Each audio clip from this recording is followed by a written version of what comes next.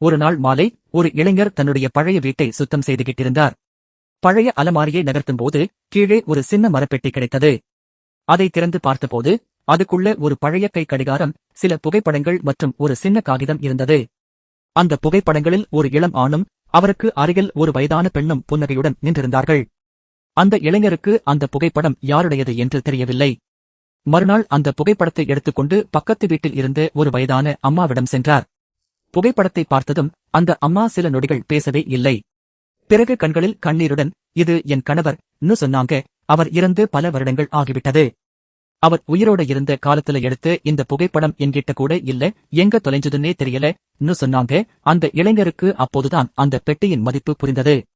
அந்த பெட்டி அவருடைய குடும்பத்துக்கு ஒரு பழைய பொருள் மட்டுமே. ஆனால் அந்த அம்மாவுக்கு அது பல வருடங்களாக காணாமல் போன கணவரின் ஒரு நினைவு. இளைஞர் அந்த புகைப்படத்தையும் அந்த சின்ன மரப்பெட்டியையும் அவரிடமே கொடுத்தார். அம்மா அதை இரு கைகளாலும் வாங்கிக்கிட்டு கண்களில் கண்ணீருடன் சிரித்தாங்க. தம்பி, நீ எனக்கு ஒரு பெட்டியை கொடுக்கல, நான் இழந்த ஒரு நினைவை திருப்பிக் கொடுத்திருக்க சொன்னாங்க. அந்த வார்த்தையை கேட்ட இளைஞரின் கண்களிலும் கண்ணீர் வந்தது.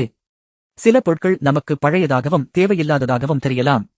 ஆனால் இன்னொருவருக்கு அது அவர்களுடைய வாழ்நாளின் மிக முக்கியமான நினைவாக இருக்கலாம். அதனால ஒரு பொருளின் மதிப்பை அதன் விலையால் மட்டும் அளக்காதீங்க, அதோடு சேர்ந்திருக்கும் நினைவுதான் அதன் உண்மையான மதிப்பு.